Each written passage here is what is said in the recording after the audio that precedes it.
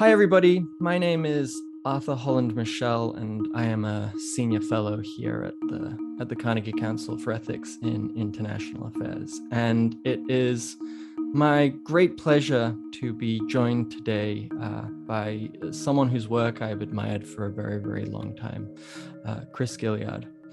Um, Chris, hi. I thought it might be best if you could actually introduce yourself. Uh, Tell me, what is it that you actually do every day? Oh, well, that's an interesting question.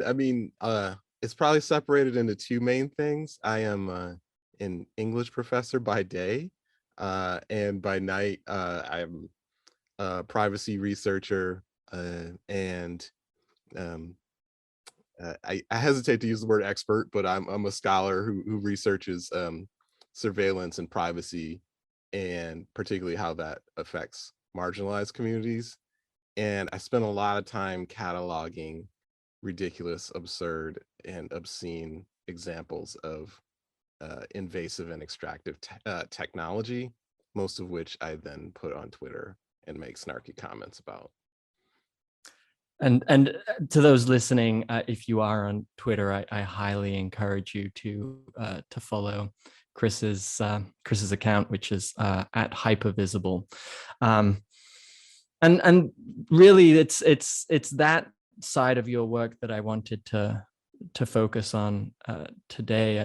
We've spoken offline about what it's like to wake up every morning to news stories about proposed AI or other emerging technologies, and the feeling of just being extremely tired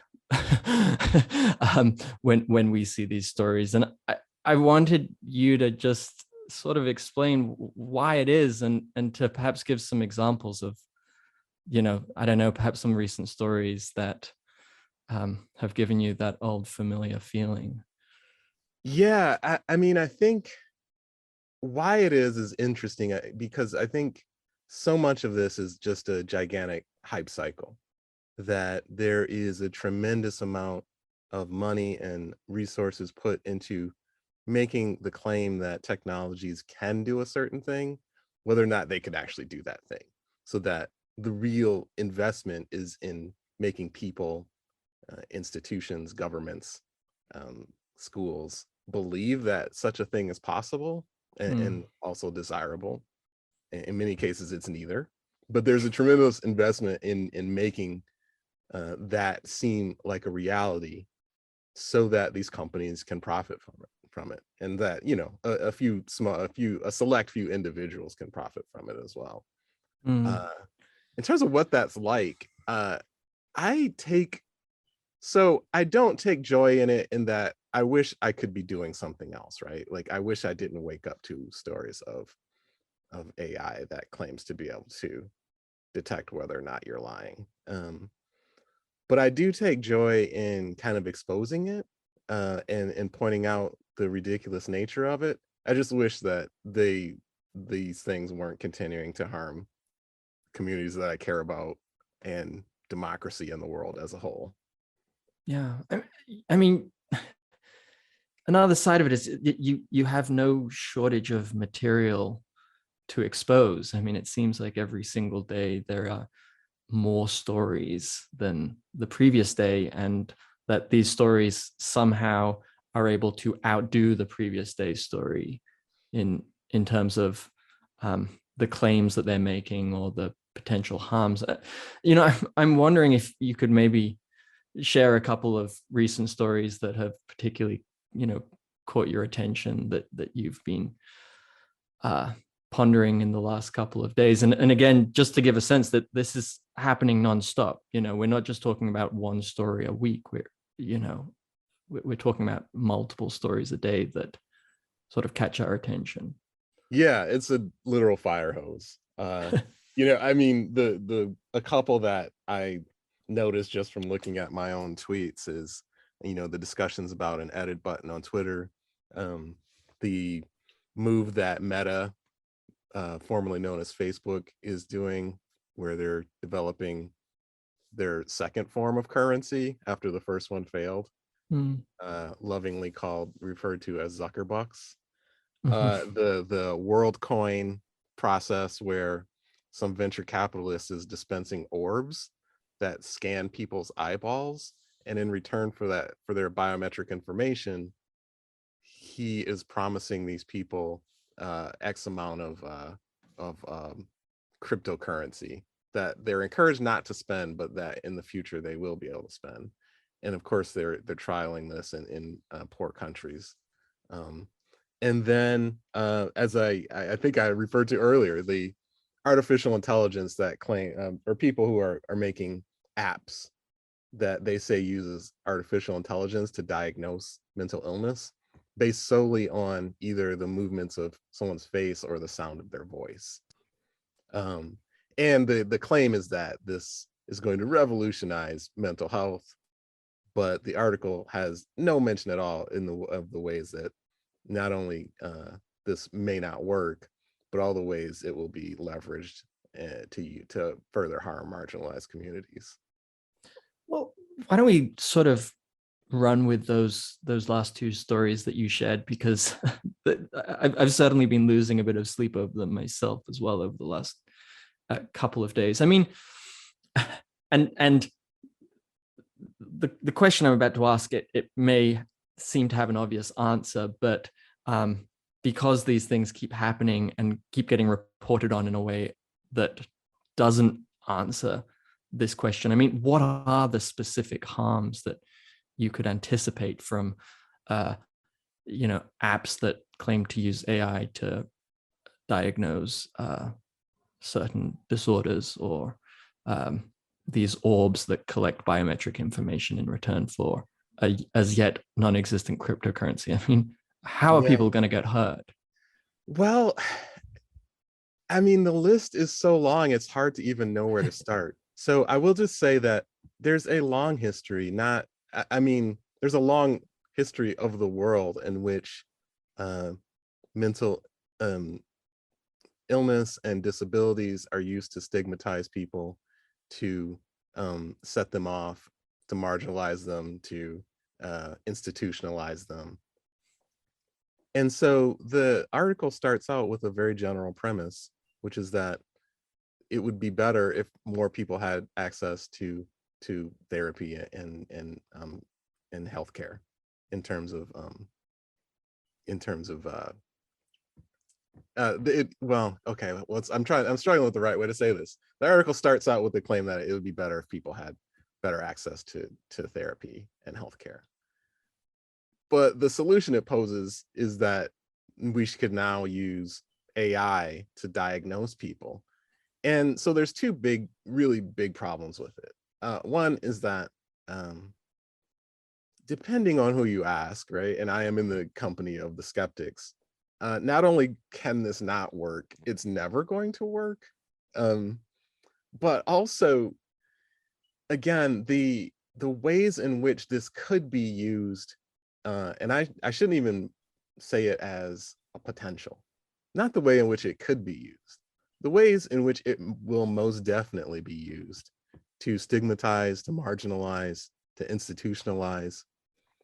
And not only that, right, but we can even look at some less harmful, but still really problematic uses, where we would get to the point where companies are diagnosing you in quotation marks, and using it to target ads, using it to um, tailor specific kinds of mis and disinformation towards you, using it to encourage you to buy certain things, using it to law enforcement using it, right? Like, there are all kinds of ways that this will definitely happen, and most or much of it will be often without people's consent, and many times without even their knowledge. And so if we just think about what the potential harms are for a thing that may or may not even work, a really useful question will be, like, is it worth it? Mm. Because people often talk about these things in terms of trade-offs, and there's a mountain of harms, and for something that may or may not be effective, I think that that's a real important discussion to have. Yeah. I mean, also to say nothing of the risk that that data could be stolen Yeah. by nefarious actors who have all the wrong reasons to access it. Now, what about these orbs, this world coin? I mean, again, where to start? Yeah. I mean, I think anytime a company starts by trialing their product in poor countries on Black and brown people, and it operates sort of as a pyramid or multi-level marketing scheme, I think, right, that immediately raises a bunch of red flags. Yeah. But even the point that you just mentioned about, so we could start there about what happens to this data. So I mean, I think that accumulating massive troves of biometric data, just as a general rule, is a really bad idea, and has a lot of potential harms. I mean, we can look at the ways in which all the biometric info that the United States left in Afghanistan when they left, and how that information is being used against, say, people who helped out the U.S. When U.S. soldiers were there. So there are a variety of ways in which just the existence of information makes the potential that it falls into the wrong hands a real and persistent problem. But using the phrase "the wrong hands" sort of presupposes that there are right hands. Yeah. Right? And I don't think there are any right hands. I mean, even if there were, it wouldn't be some of the actors that are behind the WorldCoin scheme. But I don't really think there are right hands, because one of the things that we have seen over and over and over again with any extractive data scheme is that a big part of the grift is just to amass a bunch of data and then figure out what to do with it, who to sell it to, how to target people, how to use it to make more money, how to use it to gain more data. I mean, we've seen this. I mean, it's the life cycle of companies now, of tech companies, which is amass a bunch of data and then figure out what to do with it. And again, I think it's especially pernicious and gross, frankly, to use it to pilot it. I almost said pioneer, which is a word I typically don't use, but it's actually kind of appropriate in this case. Appropriate, yeah. Yeah, to use it, to pilot it in poor countries and use the promise of future wealth on people who are very often struggling and looking for ways just to survive. Yeah. And so, yeah, I have so many problems with this. We could almost fill a whole episode just running through the reasons this is probably or indeed definitely not a good idea. Yeah. Also to add that this cryptocurrency hasn't even been launched yet. I mean, the people who've given up their data haven't even gotten anything in return yet, and according to the reporting, it keeps getting delayed, and they might not ever see a benefit. But I guess the question that really is lurking behind all of these individual anecdotes is why the hell does this keep happening? Like, why is it so repetitive? Why is it that even if I cannot anticipate the exact story that I'm going to wake up to tomorrow, I can anticipate very accurately the contours of that story? Because in a way, it's the repetitive nature of this issue that is what is kind of wearing me thin. Why does it keep happening? Well, I mean, that's a really interesting question. I mean, I think there are, from my perspective, a couple answers. One is that the people driving this are always the same. there are the select few venture capitalists and select few millionaires and billionaires who are almost always behind these things. So that the investment structure that we currently work with means that these are the same people over and over funding these kinds of schemes. So of course they're going to follow sort of the same arc. The other thing is that at least for the last 20 years, we've been under the we've operated under the assertion that we are a data economy, right? That everything flows through the extraction and moving of data. I've argued before that currently so the way I put it is that every company that exists now is a data company that also does X. And so what I mean by that is Ford Motor Company is basically a data company that makes cars. And Amazon is a data company that also sells, items. Whole Foods is a data company. I mean, they're part of Amazon, but Whole Foods is a data company that sells food. Right? I mean, so on and on and on and on. And this is not even, I'm not making that up, right? Like Ford has said that. General Motors has said that. And so that because that's the prevailing notion of not only how companies make money, but how they think they should make money, and the deal we're supposed to accept as consumers and users, or citizens for that matter, that drives so much of what the contours of what business and then ultimately society looks like, unfortunately.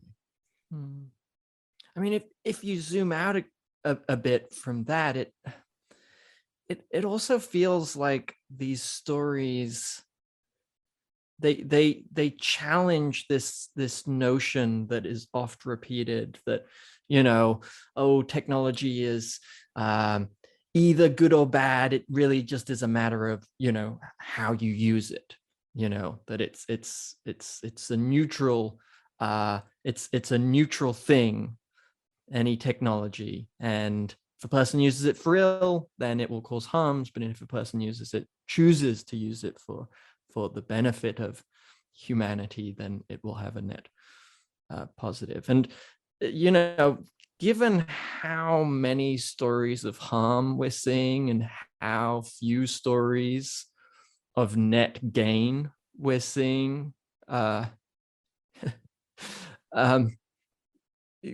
despite, shall we even say, the best intentions of some actors who are perhaps, one would hope, acting with some amount of good faith, it really calls that into question. And your writing has been very influential to me in thinking about that, because you point to the bigger issues that are sort of lurking behind this notion.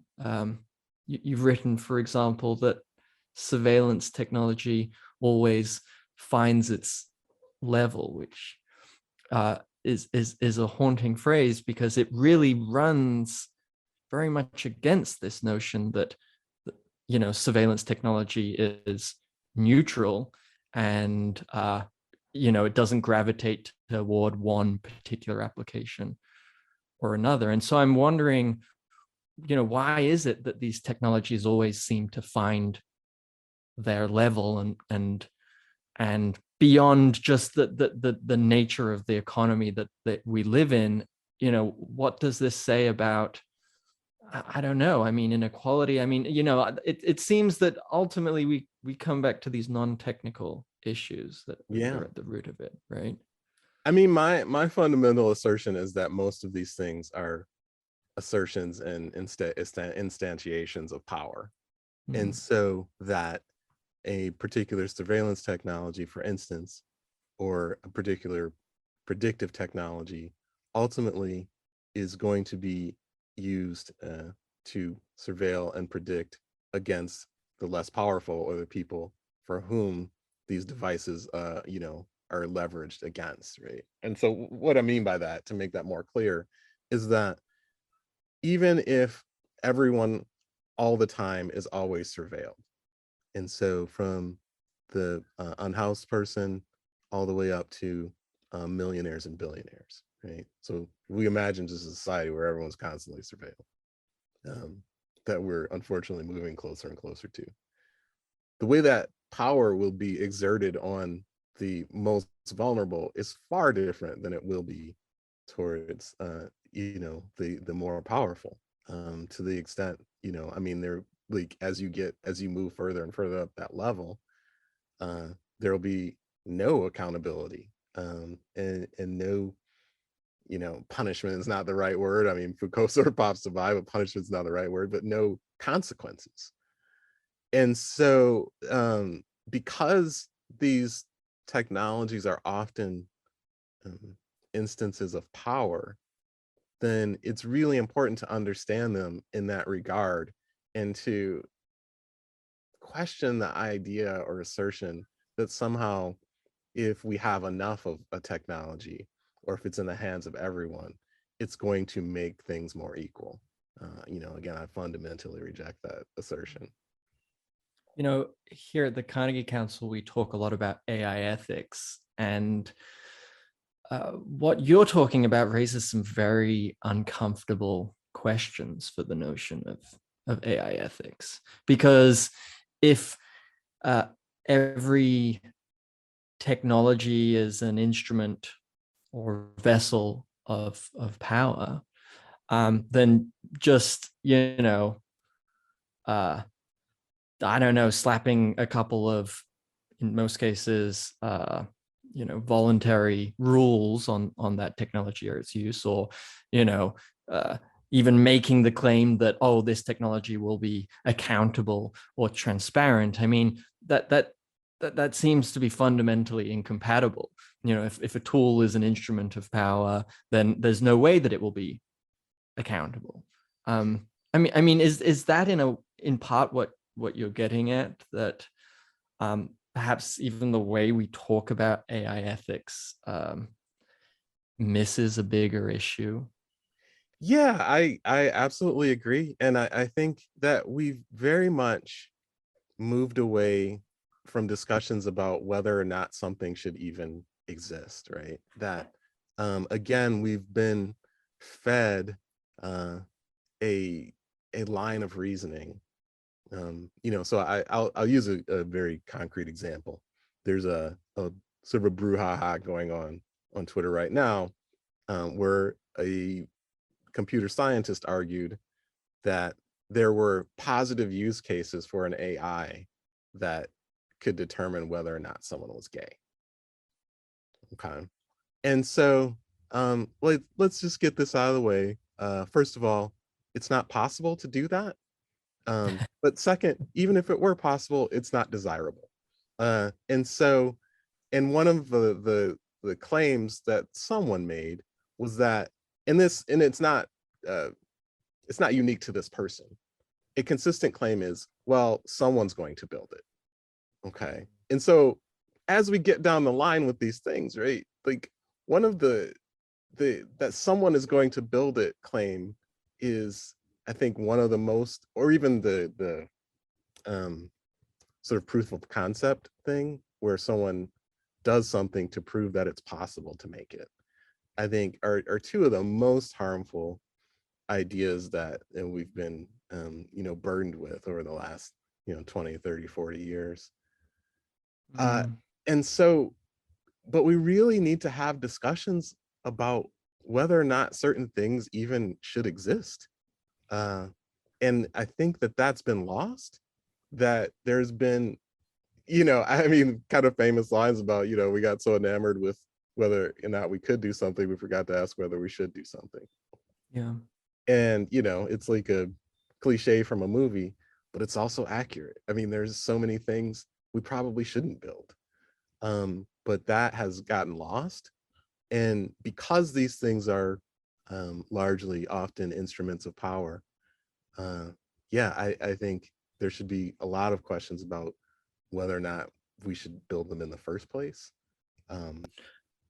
Well, and that actually um, that gives us an opportunity to maybe do a little bit of an exercise here in in how to actually anticipate the harms of a new technology. I mean, as you mentioned earlier in the discussion, often these stories are not about a technology that exists today, but really about the claims of a technology that could potentially exist in the future.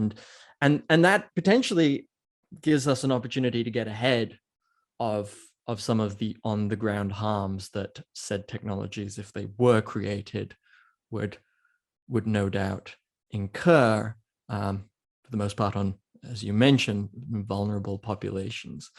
So I'm wondering if, you and I could perhaps help listeners with a little bit of a rubric, when we see a story of some new AI technology, a rubric for figuring out whether this is something that we actually should build, whether this is something that should exist, figuring out what the harm specifically would be and how, if at all, any of the claimed benefits would weigh against those.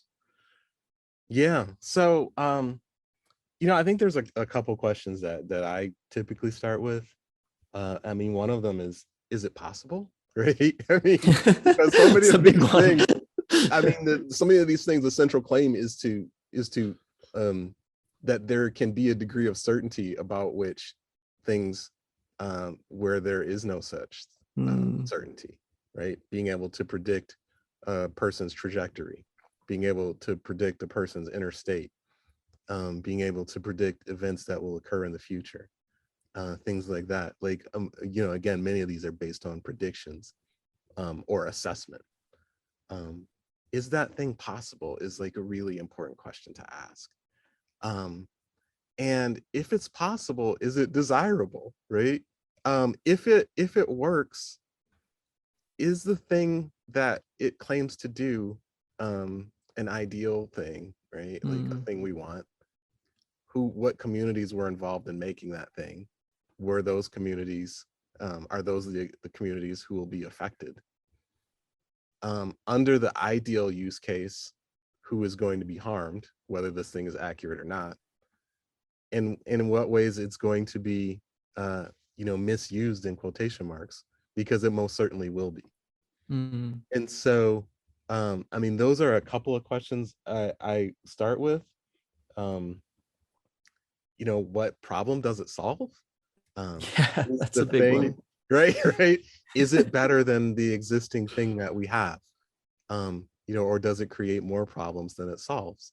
And so like a very specific one I that has come up a lot is Apple is now making it available, and states are cooperating with Apple to put people's driver's licenses on their phone. And so that the ideal use case is for people who consistently forget their wallets but remember their phones. Okay. Now, there's many ways to solve this. You could stick a magnet on the back of your phone that has your wallet in it. Problem solved, right? Yeah. But it creates a whole bunch of other problems. Or, even to stay with Apple, AirTags, right? And so the ideal use case is for people who lose their keys. But as we've seen, and as people predicted accurately, it has also created a climate for that to aid stalkers and other sorts of people who wish individuals harm to track people without their knowledge. And so on the one hand, we have the ideal use case of figuring out where your keys are.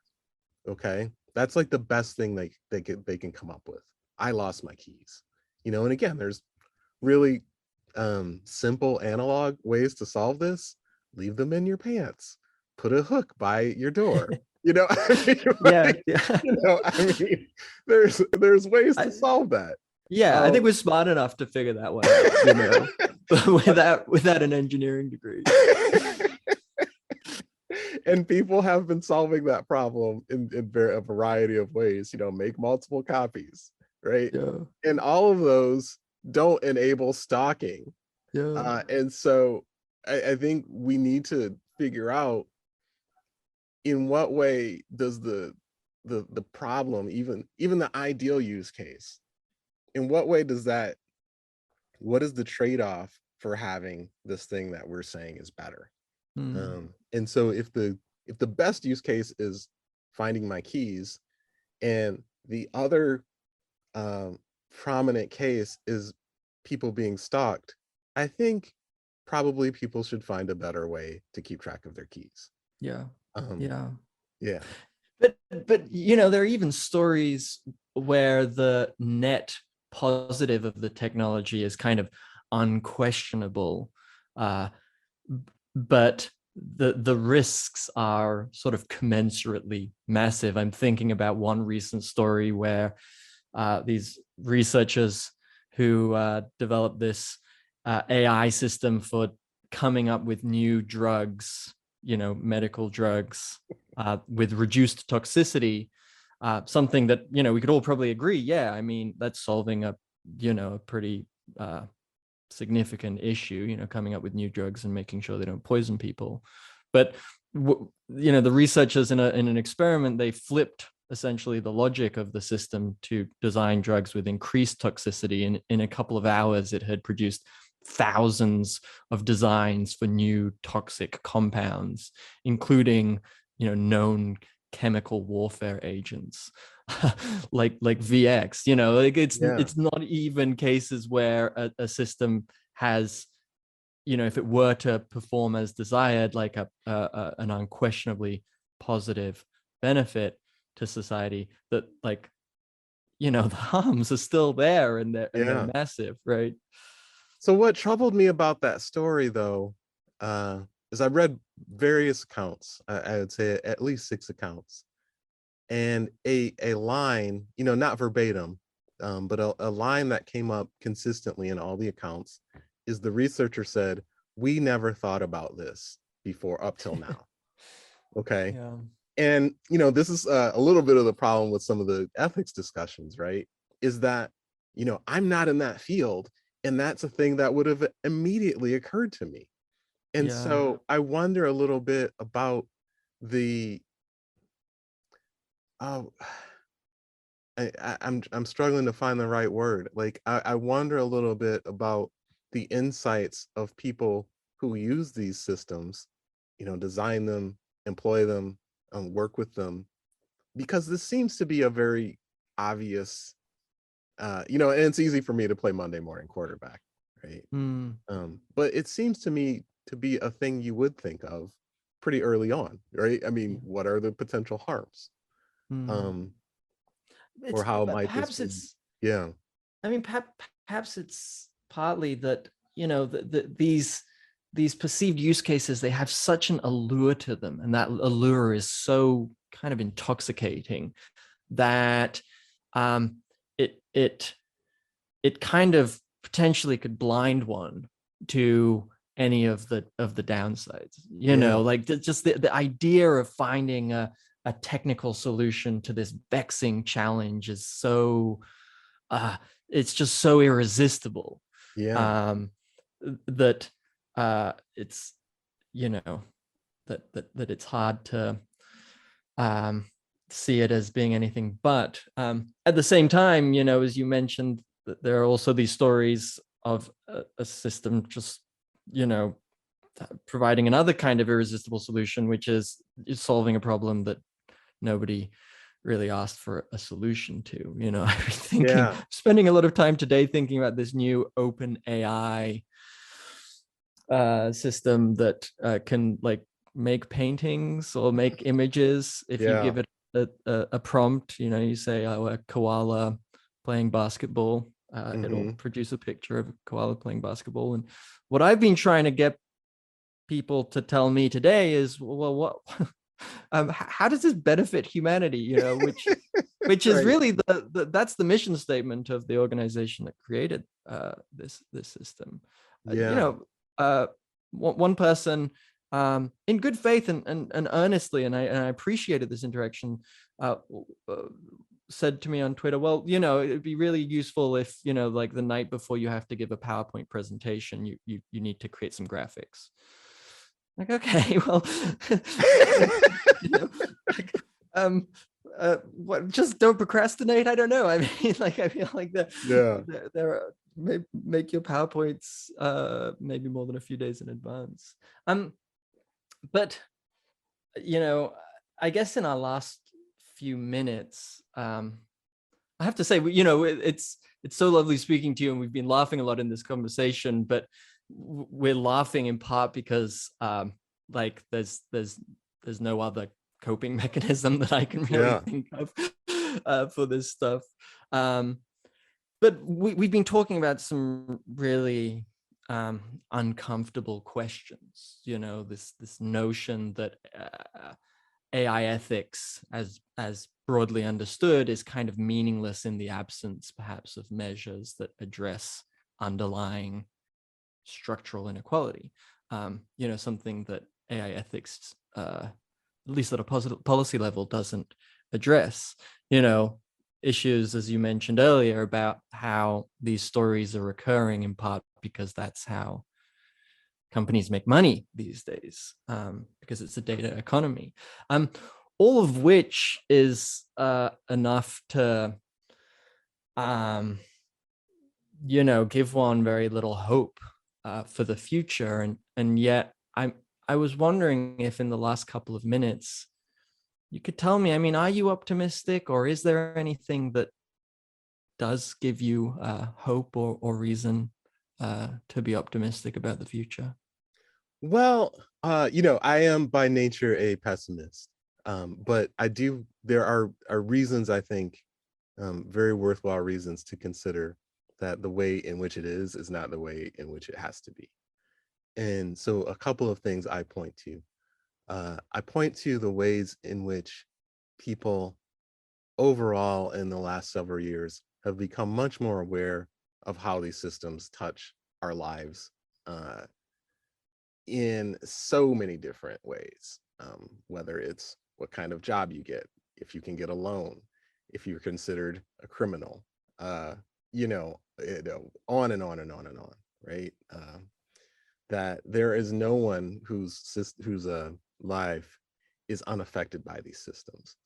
And as people have begun to see that, they become more active in not only recognizing it, but using the levers available to them to question it. And in some cases, overturn these systems, get rid of these systems, things like that. So that is a thing to be optimistic about. An example I point to consistently is Atlantic Towers in New York, where the landlords installed the facial recognition system in the apartment complex, and the people who lived there did not want that. And I mean, they banded together and got rid of it. The other thing is there is a history of recognizing that systems, that compounds, that chemicals, that products are harmful, and then regulating them. I mean, we've seen it with cars, we've seen it with asbestos, right? We've seen it with food. So many of these things that are called AI, artificial intelligence, and machine learning are new to many of us. And so, including people who make laws and pass legislation and things like that. And so there has been movement in developing mechanisms to regulate these better than we do, right? And again, so the example that I consistently use is food and drug. Okay, so for the most part, if I wanted to open a restaurant and I invented a new kind of food and wanted to open a restaurant and opened it and poisoned a bunch of people with my first, set of new meals, I couldn't just say, okay, now I have this burger 2.0 that poisons 30% fewer people, right? Yeah. There are mechanisms in place that mostly would hopefully prevent me from doing it in the first place. but then again would also prevent me from continuing to do it. Okay. Mm. So in terms of algorithms, in terms of AI and ML, there are not a lot of those kinds of mechanisms in place, but there could be. And so, again, not being a pessimist or not being an optimist, I recognize still that that's a possibility, and I think it's a very real one, Mm. as people become more and more understanding of how these systems work and influence our lives. It also goes to, I guess, perhaps an underlying source for potential optimism and all this, in that, uh, we have no choice but to be optimistic. Just as when all these new chemicals were coming out, or when cars were hitting the roads and people were dying needlessly, it was sort of, society had no choice but to do something about it. Yeah. We are at a time now where it feels like we have no choice but to act on these issues. Yeah. That it's no longer just an imaginary set of issues. These are real. That's perhaps a strange way of couching, what keeps one optimistic or hopeful, but it's certainly what gets us out of bed in the morning. Yeah. I mean, unfortunately, we're stuck with a lot of people who are basically saying seatbelts shouldn't exist, and speed limits shouldn't exist, and food safety regulations shouldn't exist, and water cleanliness regulations shouldn't exist. I mean, there are actually people who believe that, right, in those specific cases, but there are also people who are arguing for that, the equivalent of that in algorithms. And so, I mean, it is a battle, right? And it's not Yeah. one that I think can be sort of definitively won or lost. But it's a battle that we definitely need to have. Yeah.